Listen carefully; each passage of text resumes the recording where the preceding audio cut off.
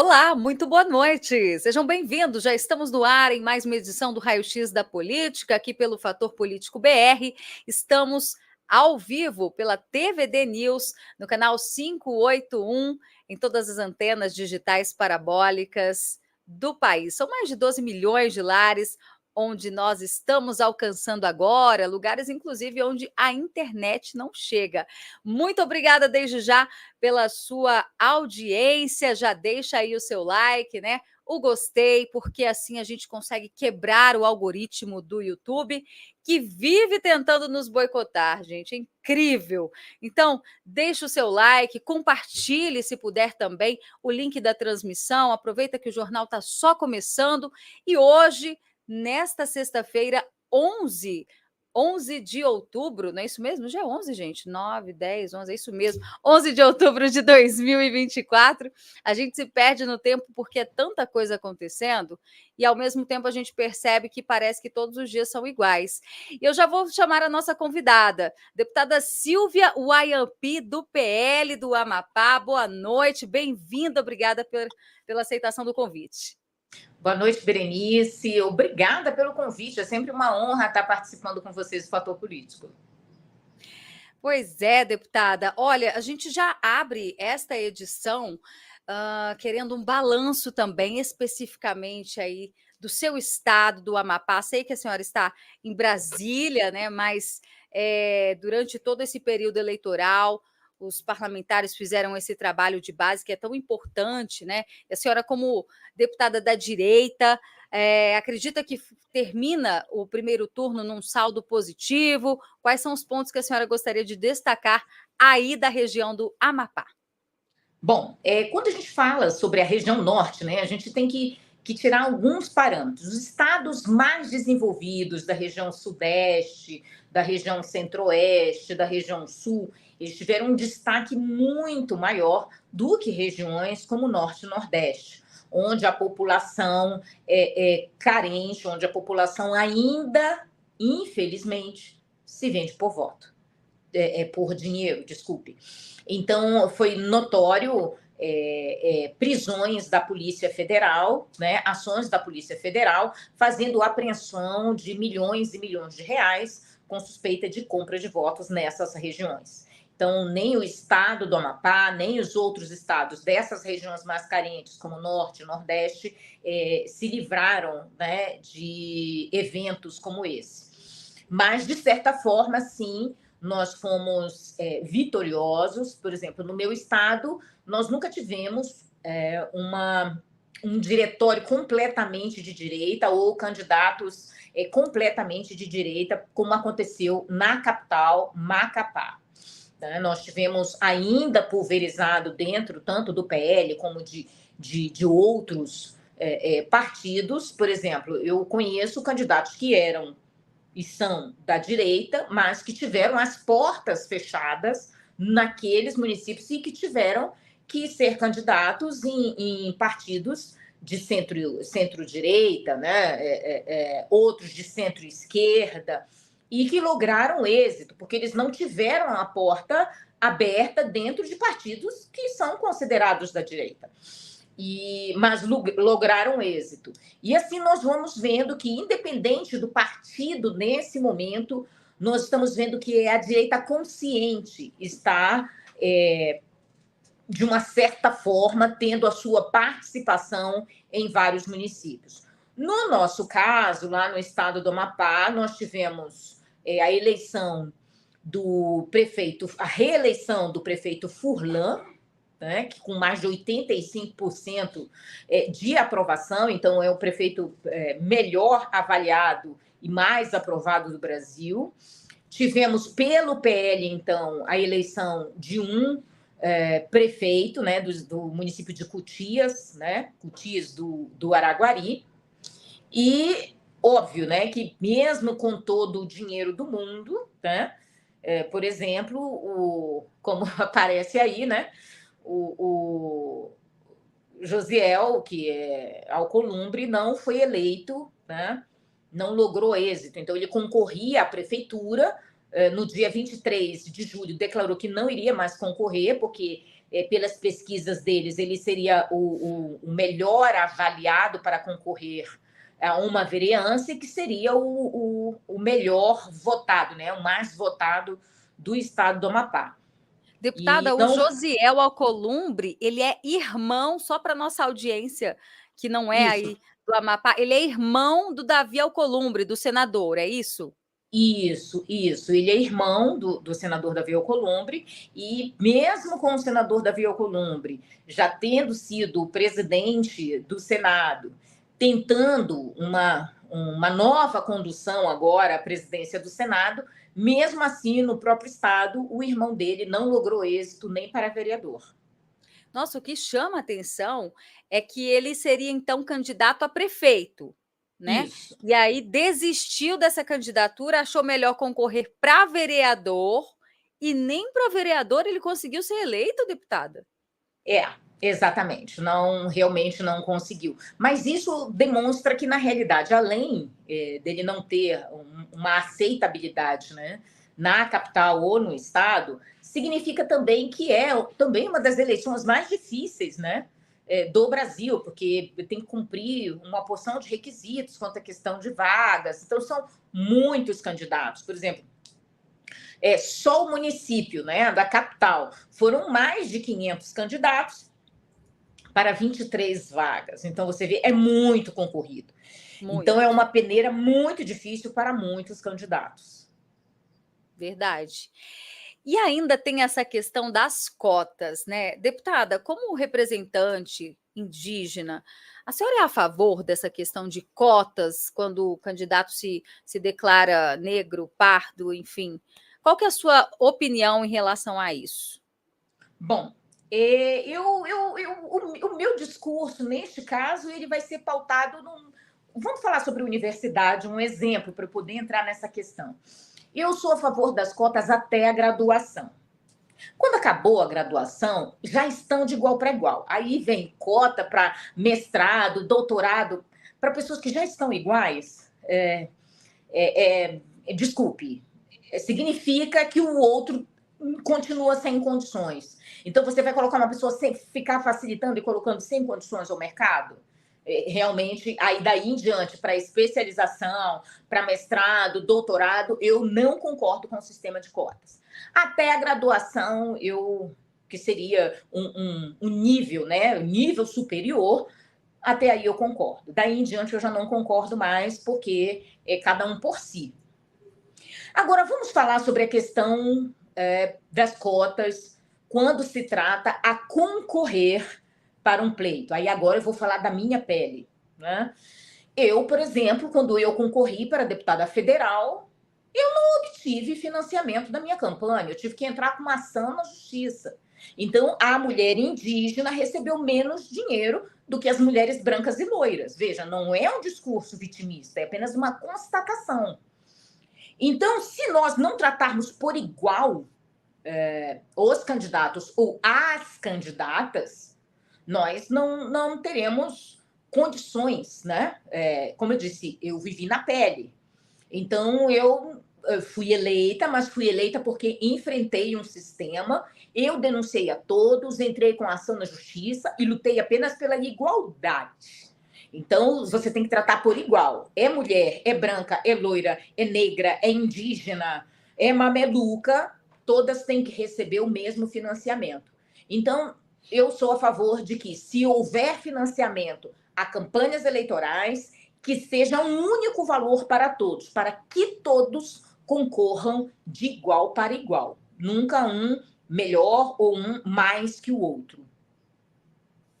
Então, eu estava até acompanhando aqui a última mudança nessa legislação, e tem uma emenda que foi aprovada no mês de agosto, e ela obriga os partidos políticos a terem destinado, já no caso dessa campanha, 30% dos recursos do fundo eleitoral e do fundo partidário às candidaturas de pessoas pretas e pardas. Essa cota, inclusive, ela não inclui os valores correspondentes aos recursos não aplicados nas eleições passadas. Então, a exigência da aplicação de 30% dos recursos nessas candidaturas já é válida, né? Já valeu para este ano.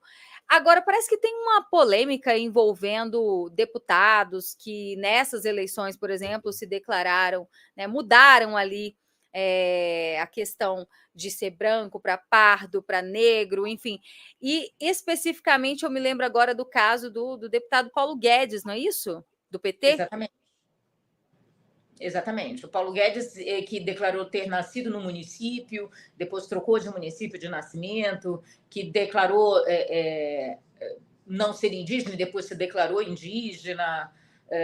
Nós vemos por aí, por exemplo, né, um deputado federal de Minas Gerais, e que fica mudando Então, assim, somos nós mesmos que fazemos isso, né? Nós, criadores das leis, que criamos essas possibilidades. Ou somos todos iguais, ou não somos. Então, como eu disse, eu sou a favor de que tanto mulheres quanto homens recebam, em caso de financiamento de campanha, em caso de fundo eleitoral, recebam o mesmo valor de igual para igual. Homens, mulheres, negros, indígenas, mamelucos, ribeirinhos, homossexuais, seja a vertente que for, nós temos apenas que ser iguais, concorrer de igual para igual.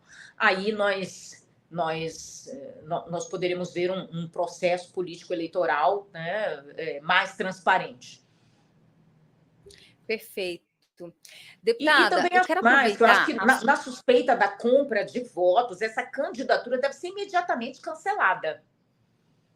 Tá? Eu falo isso porque eu vivo numa região extremamente pobre e é lucrativo manter aquele povo sobre cárcere para depois dar a ele uma cesta básica e combinar o voto no final, né? Então, pessoas que realmente querem, que podem fazer algo por um município ou por um estado, pela federação, ficam prejudicados, principalmente em regiões como o Norte e Nordeste, quando você quer fazer um trabalho sério, e você fica... Porque você quer levar um trabalho sério, você não compra o voto, então por isso você é penalizado, não recebe o voto, né? Então, uma população extremamente faminta e necessitada se vendendo mesmo, né? Vendendo o seu voto, a sua dignidade, o seu futuro a pessoas inescrupulosas. É uma realidade do Norte, por exemplo. Nós vemos famílias que vendem os próprios filhos, né, para obter comida, né? Criancinhas, bebês, à prostituição. Gente, é absurdo isso. Então, se vendem os próprios filhos, que o voto. É verdade. Olha, deputada, já que nós entramos nessa questão, me lembra um assunto muito recente, até acompanhei nas suas redes sociais, porque a grande mídia pouco falou nesse assunto. A gente vai até compartilhar agora, mas é difícil até de encontrar na internet. Parece que o governo Lula tentou abafar mais um caso de assédio sexual, desta vez envolvendo um coordenador indígena, né, que trabalhava no Ministério da Saúde e parece que foi exonerado. Na verdade, ele foi exonerado, né, no dia 11 de setembro. E esse assunto não veio à tona por parte dos grandes veículos de comunicação, né? Nós já estamos completando praticamente um mês e esse assunto não foi falado. Pela nossa contagem aqui, esse coordenador indígena, já vou trazer o nome dele direitinho para vocês. Aliás, já estou com o nome aqui, é o Antônio Cícero Santana da Silva Apurinã. Ele fazia propostas sexuais mesmo, né? Segundo as denúncias das funcionárias, enfim. E, como eu disse, a imprensa não repercutiu isso, é uma situação muito grave e parece que coincidiu mais ou menos ali com a data da demissão também do Silvio Almeida. Como é que a senhora vê esse escândalo em torno do governo Lula? Já não é o primeiro, mas sim o terceiro, né, em menos de 30 dias, digamos assim. Infelizmente, existe a seletividade do agressor, né? Existe, inclusive, a seletividade do abusador. Por que não houve a repercussão, por exemplo, no caso dele? Porque ele é indígena. Pode existir estupro coletivo em aldeias, quiçá o assédio sexual. Óbvio, o Ministério Público considera o estupro coletivo, muitas das vezes, você não vê nenhuma punibilidade para os abusadores sexuais de crianças, de mulheres, estupro coletivo em aldeias indígenas. Então, assim, nem para esquartejamento, se a sociedade agora tiver a curiosidade de fazer uma pesquisa, por exemplo, colocar lá o tag de pesquisa MPF, esquartejamento, Munduruku, vai ver que o MPF não viu como crime um esquartejamento, um assassinato por esquartejamento de um outro jovem indígena. Né? E isso é gravíssimo. Então, como é que eles vão considerar, neste caso, então, uma violência sexual apenas a pessoa não ter chegado a vias de fato? Você entendeu? Se o próprio Ministério Público, muitas das vezes, nem investiga, arquiva um processo no caso de estupro coletivo.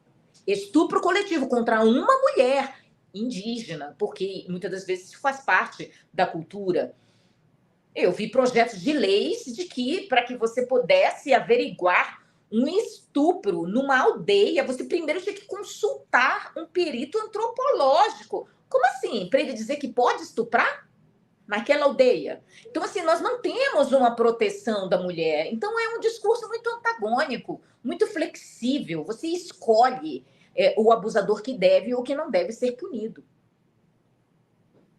A senhora acredita, então, que este servidor, né, que foi nomeado pelo presidente Lula, ele teria sido beneficiado, no caso, acabaram abafando o caso por ele ser indígena, é isso?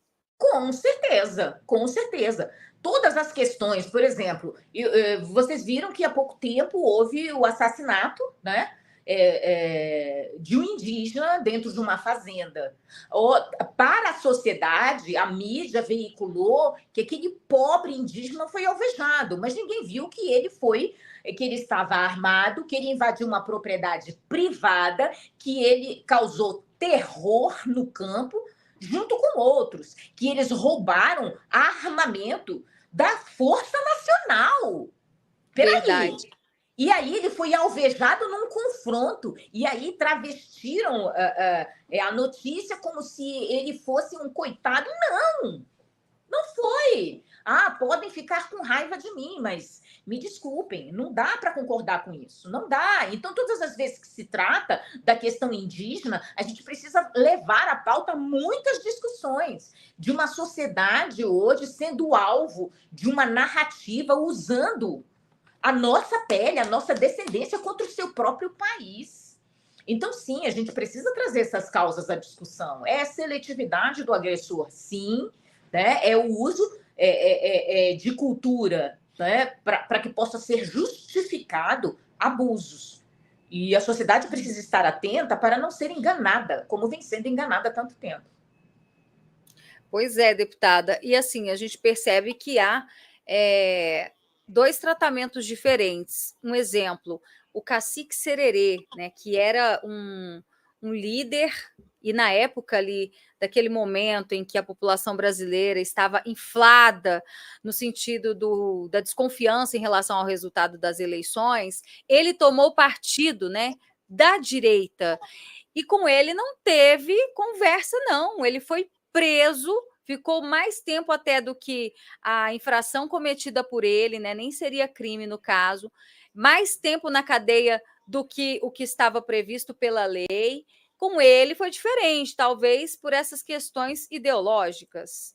Exato, assim como, por exemplo, comigo também foi diferente. Eu fui secretária nacional de saúde, eu fui feita refém,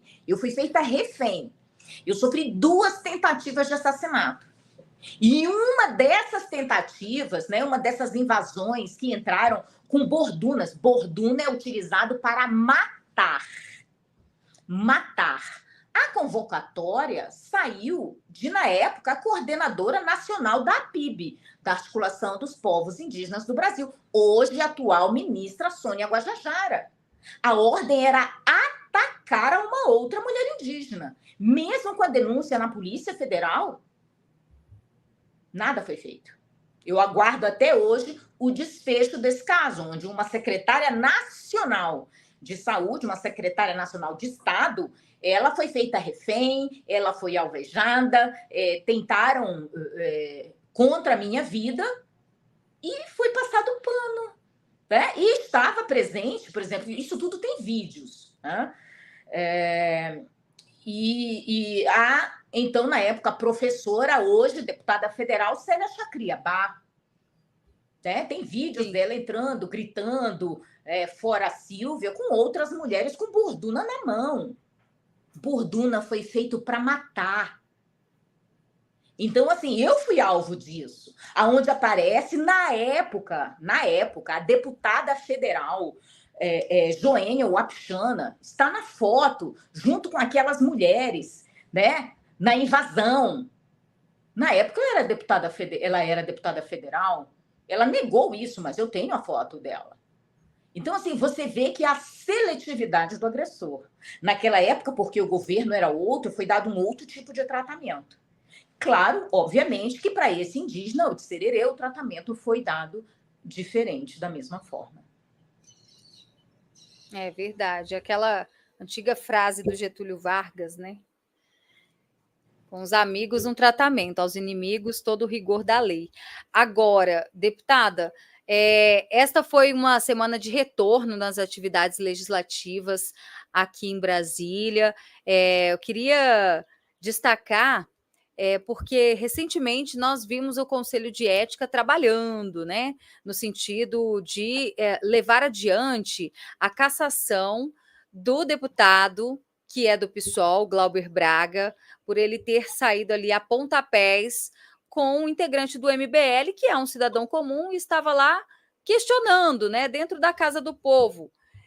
Bom, ainda sobre essa questão do Conselho de Ética, me chamou a atenção, porque parece que um deputado do PT, que até agrediu outro parlamentar por divergências ideológicas, né? Eu estou falando do Quaquá, né? Assim como ele é chamado, ele foi eleito prefeito na cidade de Maricá, no Rio de Janeiro. Como é que a senhora vê um parlamentar como ele, que ainda precisaria passar pelo Conselho de Ética, né? Cuspiu, bateu na cara ali do deputado Messias Donato, que é do PP, e aí eleito agora prefeito de uma das cidades ali que tem um número de eleitores relevante, digamos assim, e agora ficou com a chave da cidade, né, com a máquina na mão. Olha, isso é tão grave, novamente eu torno a afirmar sobre a seletividade do agressor, né? E ele mesmo declarou em outro vídeo, dizendo que daria outro, e se sentiu onipotente com essa declaração de agredir um outro colega parlamentar que sequer reagiu à agressão. Né? Então, assim, o vídeo que circula na internet da agressão do deputado Messias Donato, coincidentemente, foi feito por mim. Eu estava fazendo uma transmissão ao vivo naquele momento, eu nem conhecia o agressor, que é o Quaquá, quando eu fiquei surpresa, né, pelo fato de, gratuitamente, ele revidar, né, desferir um tapa no rosto de um outro deputado. E ele mesmo já chegou, né, conforme o vídeo, isso é notório, já chegou com o celular AIST, né, em punho, já colocando no rosto de outros deputados, dizendo assim, fala aí, com palavrão homofóbico, né? Fala aí, sim, que eu vou te denunciar para a comissão de ética. E aí o deputado Messias Donato, eu só escutei quando ele falou assim, poxa, rapaz, deixa disso. No que ele disse, deixa disso, ele recebeu uma bofetada no rosto, né? Uma agressão gratuita. E nós não tivemos essa comoção na casa, né? E isso é muito ruim quando uma sociedade para e vê que aquela pessoa que eles estão colocando como representante no seu executivo para gerir uma cidade, para administrar uma cidade com recurso público pago pelo contribuinte, né, com o seu imposto, você põe uma pessoa que diz: eu vou te dar outro, ou eu dei e daria outro, não me arrependo, coisas assim. Seria a certeza da impunidade? Talvez saberia ele, tinha a certeza de que não ia dar em nada, por isso que ele reafirmou, deputada? Com certeza, com certeza. Inclusive, eu fui convocada, né, pela Polícia Federal para depor nesse processo. Pois é.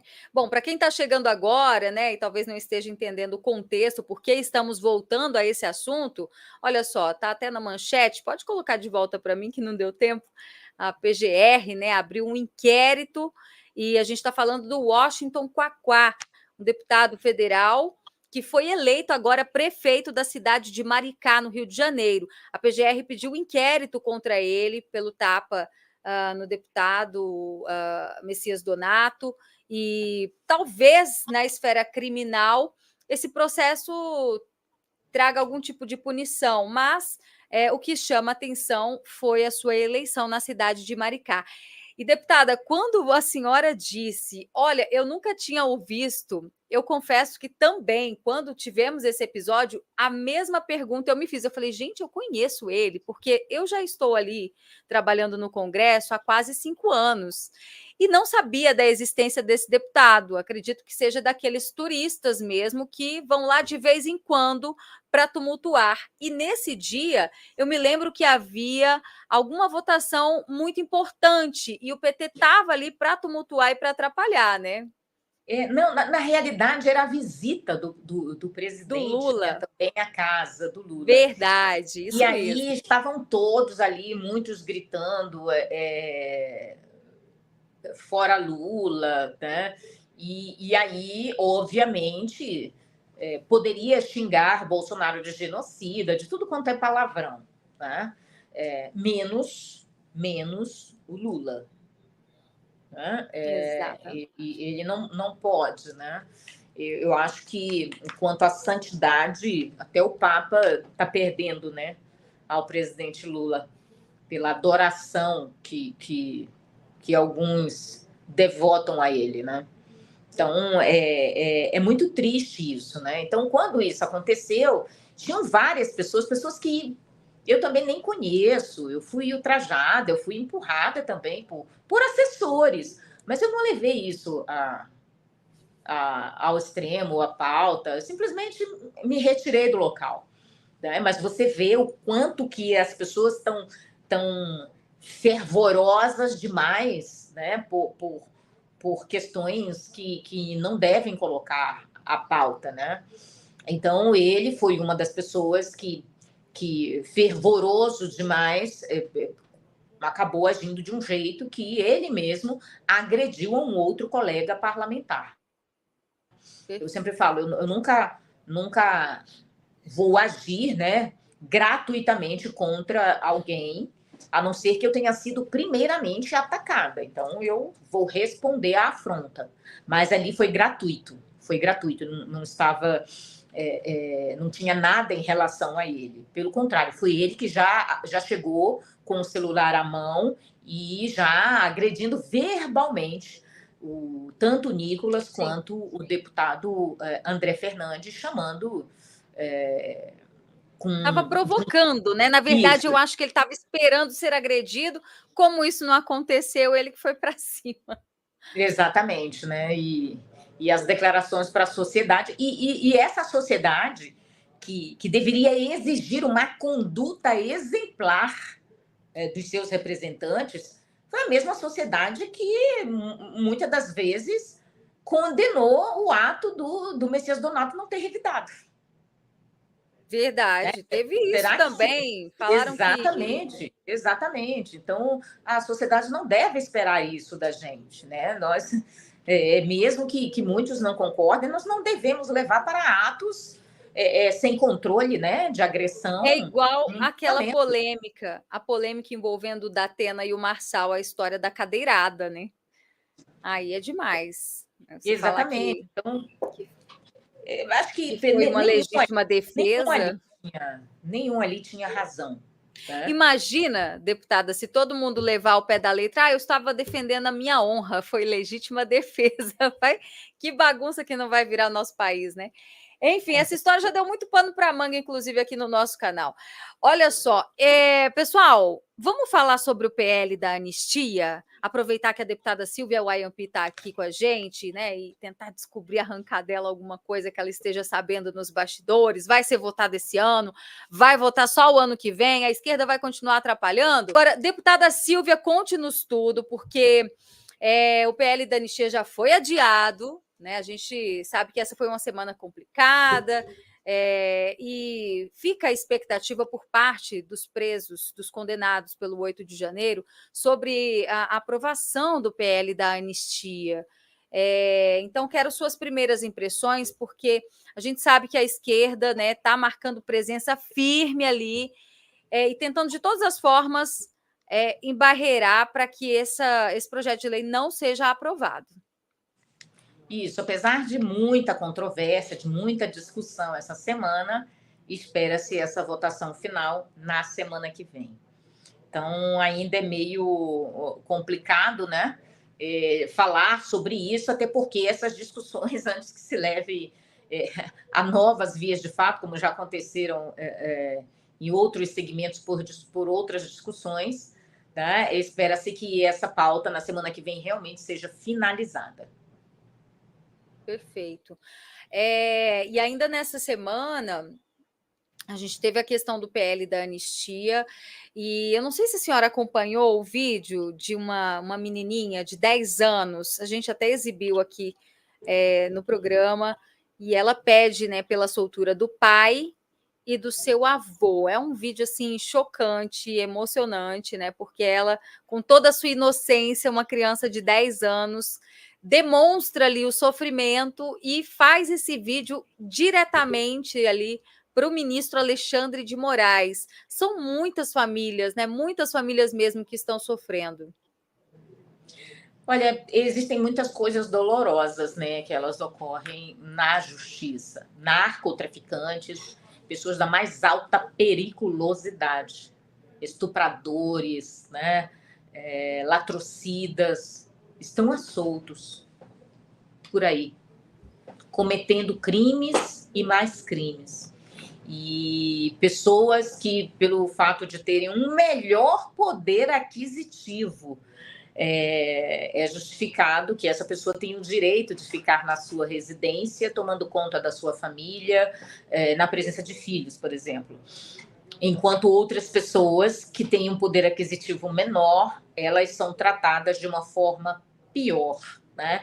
Então, o caso dessa criança pedindo ou apelando pelo direito que ela tem de conviver, né, com a sua família, de ter a sua família, aqueles que deveriam estar ali com a simples presença, né, para que ela se sentisse protegida, não podem estar. Não podem estar porque são acusadas por algo que sequer cometeram. Então, pessoas que foram presas, que sequer estavam armadas, outras que sequer participaram de qualquer ato de baderna. E aí nós vemos tantos que realmente foram presos em flagrante delito, narcotraficantes, que têm direito até de portar 40 gramas, né, agora, né, de maconha, como se isso não fosse transgressão, como se isso não fosse crime. Então, nós vemos sempre 2 pesos, 2 medidas, e literalmente a justiça está cega, ela não está vendo.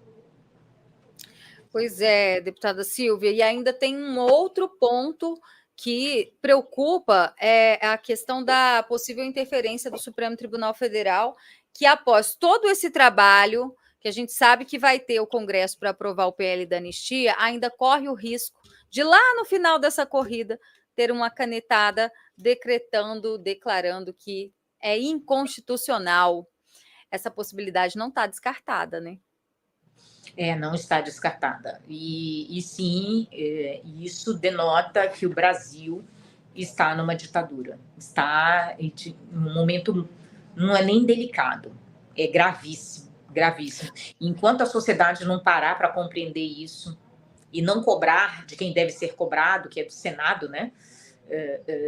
nós estaremos numa grave ameaça. Isso sim é uma grave ameaça à soberania nacional. Agora tem um detalhe: ano que vem, né, nós teremos a troca da presidência, tanto do Senado quanto da Câmara. Como é que fica? Vai ficar do jeito que está sendo previsto mesmo? Será que a gente vai ter o Davi Alcolumbre? Alguma movimentação do PL no sentido de pleitear essa vaga? Digo isso porque nesta semana mesmo parece que o PL lá no Senado terá mais uma cadeira, né? Então, ficando 15 senadores do PSD e 15 senadores do PL. A gente sabe que tem muita negociação, mas a presidência do Senado é muito almejada e pode fazer toda a diferença em situações como essa. Sim, pode fazer total diferença. Agora, eu acho que a gente precisa renovar, né? Dar chance àqueles que ainda não ocuparam a cadeira, para que essas pessoas mostrem para aquilo que vieram. Então, a sociedade o Brasil já teve uma experiência, né, com muitos senadores, e eu acho que nós precisamos virar essa página, dando a oportunidade para que outros realmente mostrem o seu valor e o seu trabalho. Agora, repetir o mesmo veneno, a mesma dose, o mesmo remédio amargo, que não teve solução, né, que nós não devemos retornar a isso, né? E eu falo isso porque sou amapaense. Em relação ao Daniel Silveira, deputada, como é que você viu ele tendo agora o benefício do regime semiaberto concedido, mas o próprio advogado já disse que ele não vai para casa, né? Não vai ser um semiaberto como a deputada bem destacou, que bandidos mesmo de alta periculosidade têm esse benefício, ele não vai poder ir para casa, o trabalho que ele fará ao longo do dia já está condicionado a uma espécie de colônia agrícola industrializada, enfim, como que você acredita que essa história ainda vai ter um fim? Eu particularmente, eu acho que ele é um agente da lei, né? Em uma determinada circunstância, e ele deveria ser tratado pela sua ex-corporação, né, digamos assim, né, pela polícia militar, como a justiça trataria os seus. Não é assim que acontece? Por exemplo, se um juiz é pego em algum ilícito, eles dão uma aposentadoria para ele, né? Uma determinada proteção. E por que mesmo sem ter cometido um crime, o Daniel seja tratado desse jeito, né? Nós estamos mudando um comportamento de uma sociedade. Será que nós não conseguimos mais ver crimes realmente? Nós estamos dando, por exemplo, segunda chance para narcotraficantes, abusadores, mas não estamos cuidando das pessoas que lutaram durante tanto tempo pela nossa própria segurança, por exemplo. Então, assim, estamos realmente com uma justiça completamente cega. É doloroso isso, né? E é importante lembrar que... Sim, e é importante lembrar que o Daniel Silveira, ele foi condenado a quase 9 anos de prisão por algo que ele disse ainda enquanto deputado, né, que pela lei teria imunidade parlamentar de falar. Como é que a senhora se sente diante de tanta insegurança jurídica? É necessário mesmo medir as palavras nos dias de hoje, até mesmo para vocês como parlamentares? Olha, eu acho que se a gente não for para ofensas diretas e específicas, eu não vejo porquê. Eu acho que a educação ela faz parte, né? A educação faz parte até do vernáculo, da fala de uma pessoa. Como eu disse, eu não cometo agressões gratuitas a ninguém, né? A não ser que a pessoa tenha me atacado e eu esteja respondendo a essa afronta. Então, é o meu comportamento. Então, assim, eu não posso, neste caso, medir. Eu vejo colegas que acham bonito desferir palavras contra seu colega, como eu vejo pessoas de outras vertentes políticas da esquerda fazendo a mesma coisa. Eu, particularmente, não concordo. Acho que a gente deve manter uma determinada um comportamento mais ameno neste quesito, né? Quando a gente vai se referir a um colega que foi eleito. Mas é a minha forma de pensar. Então, neste caso, eu não estou pondo nem pano quente e nem pano frio. Eu só acho que a gente deve manter uma civilidade, né, nas nossas argumentações, para que a população veja argumentações concretas e não apenas ofensas a serem desferidas no parlamento. Mesmo que eu tenha a liberdade e a proteção de falar aquilo que eu quiser, que isso me seja garantido na Constituição. Eu devo ser um pouco refinada ou totalmente refinada no meu linguajar. É isso. Bom, o caso do Daniel Silveira é muito emblemático, né? A gente tem o retrato da perseguição política e ideológica no nosso país. Agora, deputada, além dele, outros parlamentares de direita também, ao longo desses últimos anos, vêm correndo o risco de perder, de ter os seus mandatos cassados, né? A senhora é uma delas. Maurício Marcon também, o Fred Rodrigues, que é um deputado estadual de direita, agora está concorrendo à prefeitura de Goiânia, mas todos de direita, né, esses que eu citei, e outros que agora me falha a memória, são muitos. Mas nos atualize como é que está a questão do seu mandato, porque foram 2 motivos diferentes, e como é que está essa questão? A senhora recorreu? Quais são suas perspectivas? Bom, nós recorremos, né? E estamos aguardando, então, esse processo vir para o TSE. Né? Então, para que a gente consiga ver um julgamento técnico. Né? Se for técnico, tudo bem. Se for político, esquece que eu já perdi um mandato. Agora, se for um julgamento técnico, com certeza eu continuarei até o final. Esse que a senhora está falando da questão técnica, a senhora se refere ao primeiro processo, que é aquele que fala sobre contagem de votos? Não. Os dois, né? Os dois. Na realidade, são os dois. Teve um da cassação, que foi feita pelo TRE no estado do Amapá, né? Sim. Esse foi um julgamento político. E agora um outro julgamento político é esse feito pelo STF, né? Foi aprovada uma lei, foi sancionada uma lei, essa lei foi colocada à prática e já depois de executadas as eleições, aqueles que não foram beneficiados, não, eu tinha aprovado, mas agora que eu não fui beneficiado, peraí, deixa eu entrar com uma ação dizendo agora que ela é inconstitucional. Então, querem retroagir para poder tirar vocês. Exatamente. Então, assim, isso abre outros graves precedentes, né?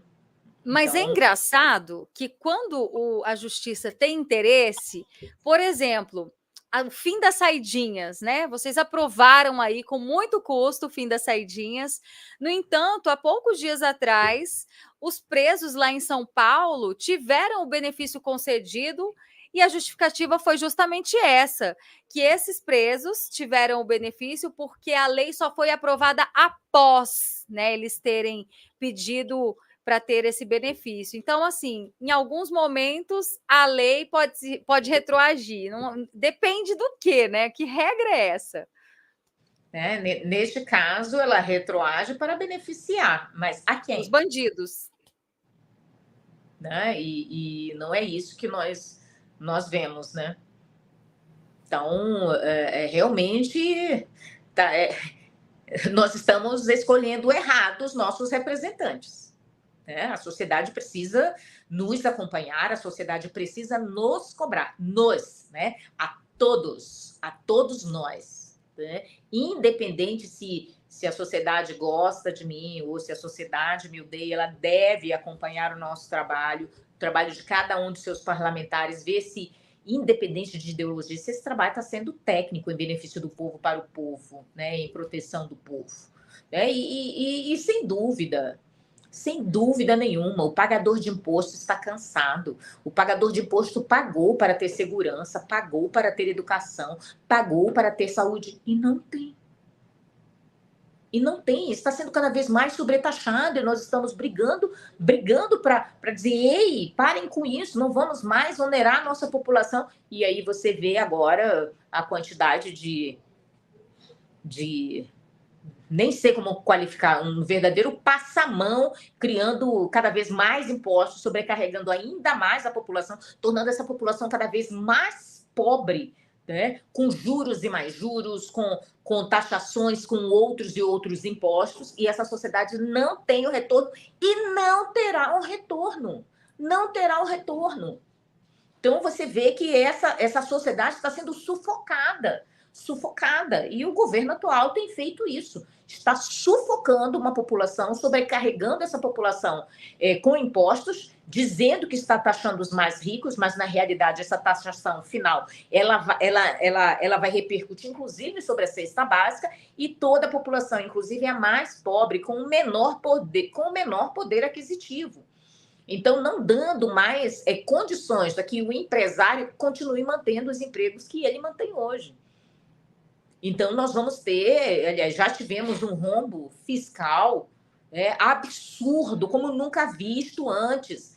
E isso está cada vez ficando pior. E a sociedade muitos continuam batendo palma para esse atual governo.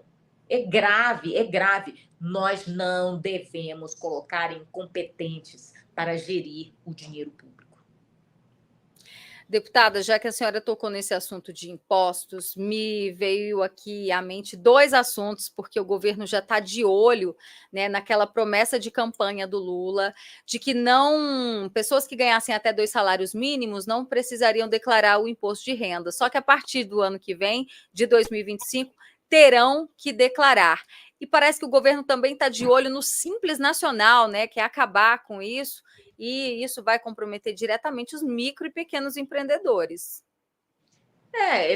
Literalmente, o país é um país que vai quebrar, já está quebrado, e não tem como o governo manter as contas. Esse dinheiro ele não surge do nada, né? É um contribuinte que paga isso tudo, só que eles gastam sem freio, sem planejamento, achando que o contribuinte, né, o pagador de imposto, ele é obrigado a manter os gastos exacerbados sem controle de um governo que não está fazendo absolutamente nada pela sua população, que não está entregando absolutamente nada para a população.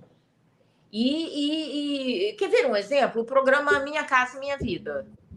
O que nós temos de novo no programa do Minha Casa Minha Vida? Assinado, né? Que foi a MP 1162 da Presidência da República. O que nós temos de novo é que hoje há prioridade para indígenas e quilombolas. Mas de quem foi essa emenda? Essa emenda foi minha, que sou da direita, uma índia conservadora, que visa diminuir os atritos no campo por terra, dando a esse indígena ou a esse quilombola a mesma oportunidade de ter moradia decente. Então, não existe nada de novo feito por esse governo. Não existe.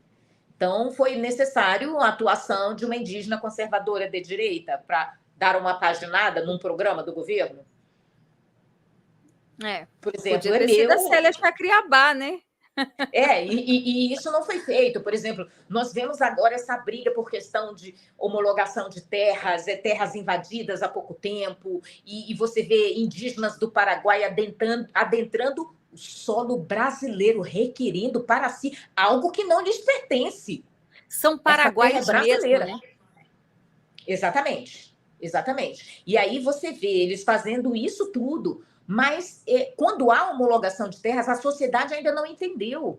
Há o completo controle do Estado brasileiro. Essa terra não é do indígena. Essa terra, ela torna-se da União. O indígena, que se quiser, que viva lá, de uma forma pré-histórica, como se fosse 1500. Então, não há nenhum benefício para o indígena quando a terra é homologada. Pelo contrário, ele não vai poder nem pegar um empréstimo para tentar construir uma casa, para tentar se desenvolver, porque ele tem que viver ali dentro sem saneamento básico. Então, assim, não vamos mentir para a sociedade. As terras que estão sendo homologadas não é para benefício do indígena. Então, eu e o deputado Hélio Lopes, né, entramos com um projeto de lei dando ao indígena as terras, a titulação da terra, daquelas terras que já foram homologadas e que não estão sob júdice. Para quê? Para que esse indígena seja o proprietário de sua própria terra e ele possa fazer os seus investimentos, como ele possa fazer toda a transformação dentro do território que é dele. Ele não é o verdadeiro brasileiro? Então, que ele seja o dono legal de sua própria terra. Porque a terra não é do índio, é da União. O indígena tem apenas usufruto, pode viver lá como se fosse em 1500. Tem que caçar, tem que pescar, tem que fazer fogo na pedra, porque isqueiro ou fósforo já é mais alta modernidade. Né? Então, assim, aqueles que conseguiram atravessar esse período cronológico, científico, eles estão deixando de ser o índio do ideal imaginário de 1500. Uhum. Então, assim, criam programas de bolsa, criam vários e vários programas, mas a terra não é do índio. Então, na realidade, é massa ficção. de manobra. Massa de manobra, é tudo ficção para mostrar, não é nem para o inglês ver, porque é isso que o inglês quer. Tá? É para o índio ver, achar que está acontecendo alguma coisa, mas na realidade não está acontecendo nada. Todas as ações efetivas que tiveram em proteção do indígena foram feitas por conservadores, por pessoas que querem dar ao indígena o título da sua própria terra, para que ele possa ter investimento, para que ele possa ser igual. Por exemplo, até o ensino e educação dentro da aldeia é diferenciado. Como assim diferenciado? Para melhor? Não, para pior. Nós não podemos, enquanto crianças, nem sequer aprender o português. Estamos falando da região norte. Não podemos aprender o português. E aí, quando temos a oportunidade de, olhe lá, de estudar na cidade, não conseguimos nos comunicar direito. Né? Então, fica um povo que é brasileiro não conseguindo falar a própria língua do seu país. E aí você, não, mas ele está falando a língua de origem, a sua língua materna, num país que fala a língua portuguesa, no qual eu não domino a língua, eu vou ser dominada, eu vou ser segregada, eu vou ser humilhada, eu vou ser separada. Então não existe igualdade. O ensino é horroroso. O ensino que é dado ao indígena dentro da aldeia é de péssima qualidade. Péssima qualidade, mas há um interesse para isso. De manter esse povo sob cárcere e sob controle. Ah, sim, com certeza, né? Quanto mais vulneráveis, mais fácil de dominá-los, né? De manipulá-los, sem dúvida. Bom, deputada, só para finalizar, eu queria saber também sobre aquela comissão que você e também a deputada Coronel Fernanda de Mato Grosso estão à frente, né? Foram até impedidas de entrar em alguns lugares lá do Amazonas, porque estão investigando a fundo a questão dos Yanomami, não é isso? Exatamente, exatamente. Bom, nós temos uma viagem agora em novembro para lá, e eles não vão fazer conosco a mesma coisa que fizeram com os senadores, proibindo a entrada de representantes do Estado brasileiro dentro do Estado brasileiro. Não é de me admirar que esse próprio grupo que atua desse jeito contra a sua própria nação, impedindo a fiscalização em terras federais brasileiras, é o mesmo grupo que entrou com um pedido de inconstitucionalidade do marco temporal, e questionou os artigos 20º, 21º e 22º, que deixa bem claro que as terras indígenas têm que ser fiscalizáveis com ações tanto das Forças Armadas, como da Polícia Federal, como da Polícia Civil, com necessidade de investigação, cada um cumprindo o seu papel. Né? Então, assim, eles estão tentando vetar esses artigos 20º, 21º e 22º, que dá pleno poder à polícia de fiscalizar essas áreas. Peraí, mas por que eles estão atuando nesse quesito? Porque justamente vocês vão descobrir, quando a polícia puder entrar sem autorização para fazer o seu trabalho constitucional, de que estão plantando maconha, o narcotráfico atua nessas áreas, que é uma área desprotegida e que o Estado brasileiro deve tomar conta. Mas não pode, porque tem que ter autorização do cacique, de uma comunidade que muitas das vezes pode estar sobre o cárcere do narcotráfico ou podem eles mesmos serem os traficantes. Então, óbvio que não vão permitir a entrada da Polícia Federal, das Forças Armadas ou de qualquer órgão de segurança pública, de qualquer instituição. Então, a gente tem que parar para entender que o Brasil está sob grave ameaça à sua soberania e estão usando povos indígenas para isso. E a gente precisa discutir. Mais uma vez. Pois é.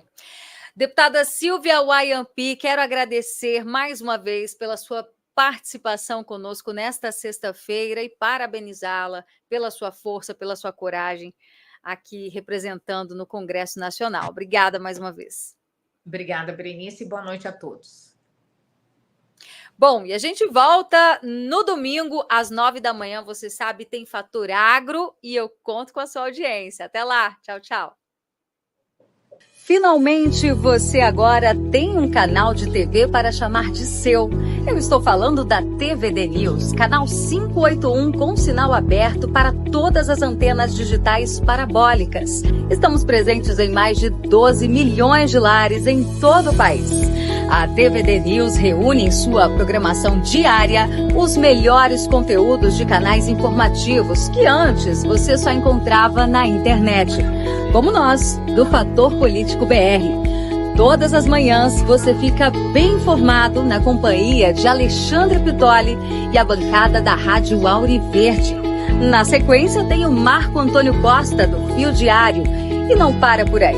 Didi Red Pill, Oeste Sem Filtro, Bradock e nós, do Fator Político BR, com equipe em Brasília. Somos a sua voz nessa trincheira de combate à desinformação.